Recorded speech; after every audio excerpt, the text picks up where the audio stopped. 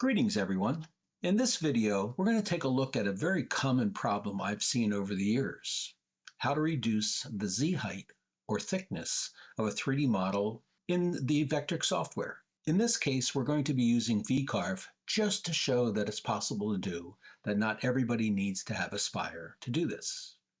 In fact, we're going to show you several different ways, and you can choose which approach is best for you. So let's get started. I'm going to open up my version of VCarve, which is 12.5. Normal job setting, single-sided, but importantly, the thickness I'm going to set up for my material is 1 inch. That's simply because it makes it easier for us to talk about the thickness of the model and the material. I now am going to import a model I found online, a deer head. Once I import the model, you can see the size is rather large. 24 inches in X, 25 in the Y, but the Z is 13.6 inches tall or thick. That's the number we want to try to reduce. So I can change the X dimension to 7 inches, and the Z automatically changes in proportion, and now it's 3.8. My end goal is to have the model be 0.75 inches. So let's see what we can do. Here's option number 1. When I import the model, I can uncheck the XYZ box and change the Z dimension from 3.85 to 0.75. I always center the model within the material.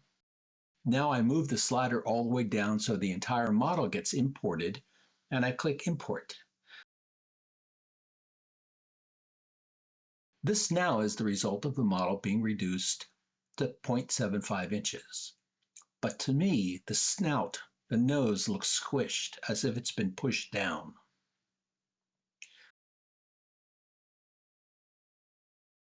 So here's another option you can use. We do the same thing as previously. We import the model, go through the same procedures, but in this case, I don't uncheck the lock box of the XYZ. I'm going to leave that the same. So when I import it, it's going to import at the very thickness that it was.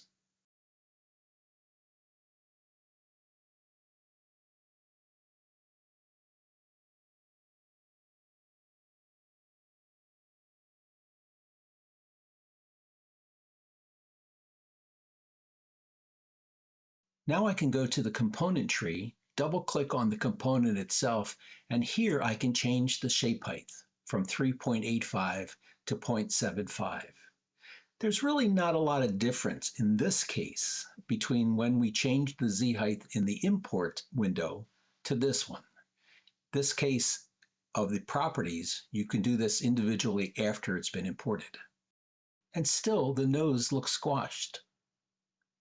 Just remember, reducing the shape height actually pushes down the model. And you can see from this illustration, before how thick it was, and after it squishes it down. That gives the nose the flat look that I'm not very happy with. So let's see if there's another way that I could do this. Here's option number 3. We have the original model, 3.8 inches thick.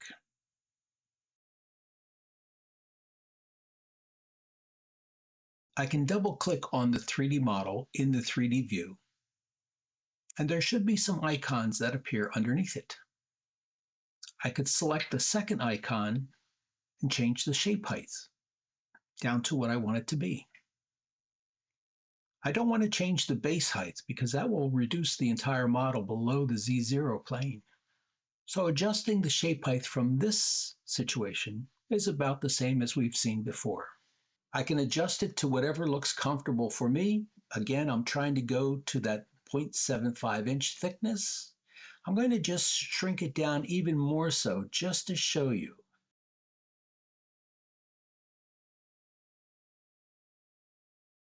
I want to keep the entire model, just change the Z height.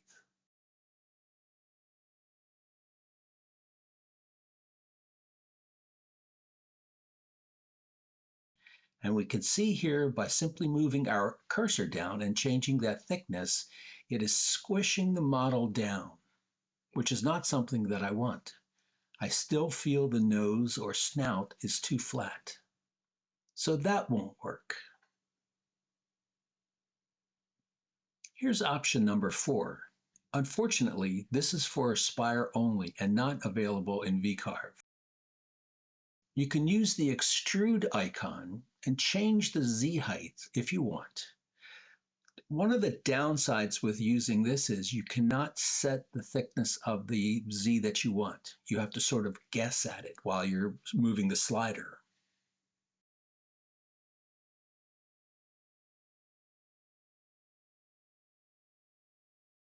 But again, that's not the desired end result.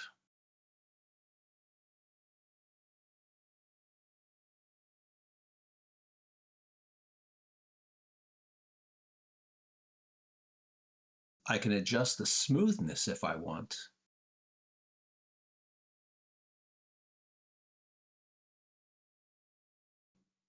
That doesn't look appealing at all. So that won't work. Let's go to option number 5. This is available in both Aspire and VCarve. After importing our model, I go to the component tree and we have our deer head. I right-click on the deer head and I want to duplicate it. You'll understand why shortly. We're going to move them apart, more so that we can compare the original to the new 0.75-inch model that we're trying to get to. I'm going to make sure that my first original model is hidden, so we're only dealing with the copy that we have.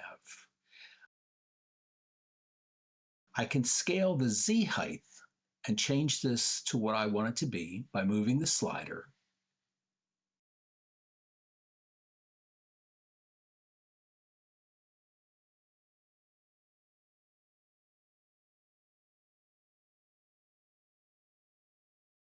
Remember, before it's very thick, very high in the Z, and changing the Z height squishes it down back to that very flattened snout or nose.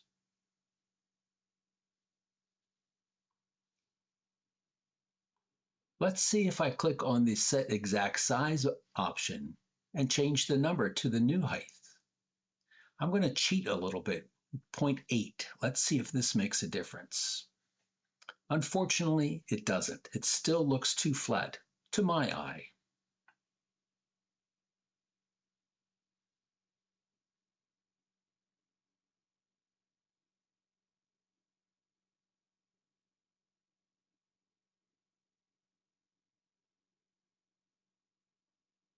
So let's give it one last try. Option number 6. We're going to be using VCarve version 12.5. I can click on the model. I can go to the icon that says to slice the model. And from here, I choose to make each slice 0.25, a quarter of an inch. How did I come up with that answer? Simply a random number, nothing fancy. I just guessed. So I have all the different slices, they're all a quarter of an inch. I don't need a boundary vector, and I slice the model. And now if you go to the component tree, you'll see we have the original model at the bottom and our 16 slices of the deer.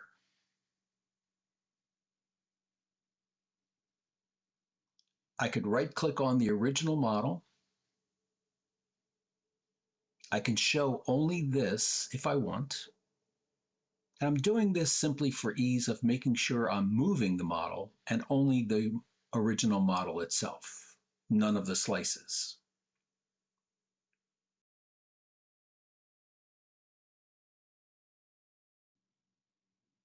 I go back to show all of the components, and I click and hold the Shift key to select all the slices, and I move them over.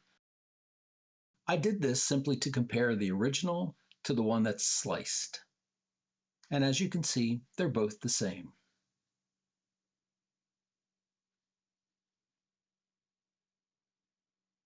So let's go through the steps. I'm only going to show slice number 1.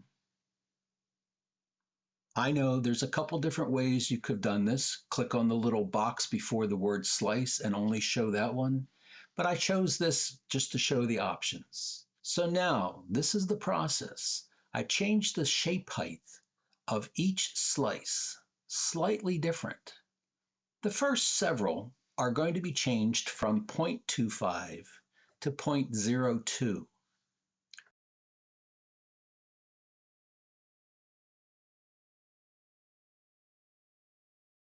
You can follow along with the scrolling numbers to see how thick each slice is.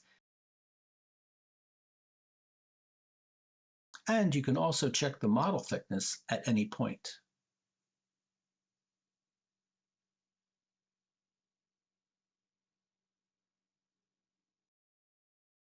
I've chosen to do the first several slices at 0.02, simply because I felt that bottom part of the deer head wasn't as important.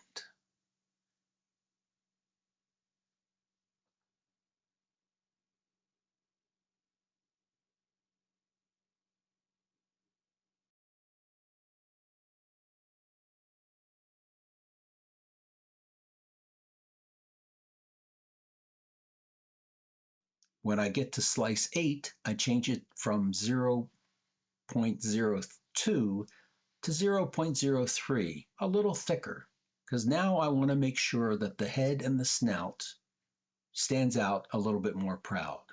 The next slice is 0.03, and after that it's 0.04. You can see I'm making it a little bit taller in the Z height. Number slice 11 is 0.04.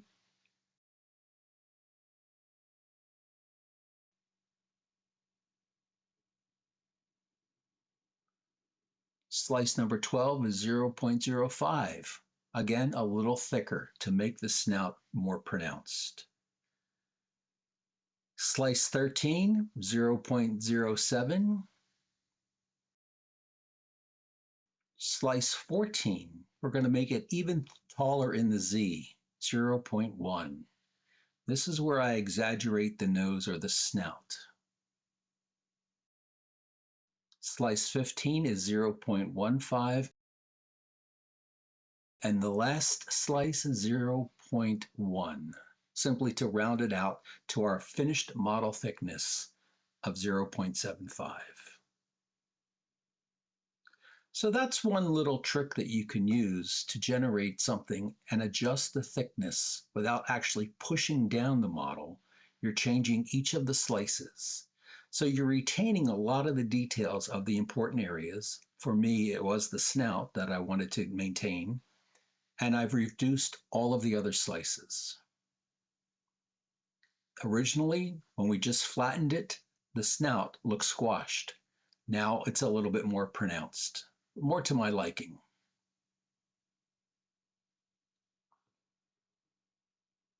We can go over to our toolpath side and look at the material setup. You'll see we get an error message saying that the model or components are too thick for the material, the 1 inch. And that's because our original deer head was showing. I can hide the original deer head and you could see immediately the material setup has changed. The model thickness is in fact 0.75. I can place that whole model somewhere in the material that I want, at the bottom or the top, because I have that 1/4 inch to play with. So I move the deer head all the way to the top and I say okay.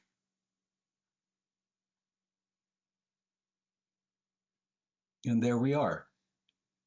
Our original 3.8 inches, the copy 0.75.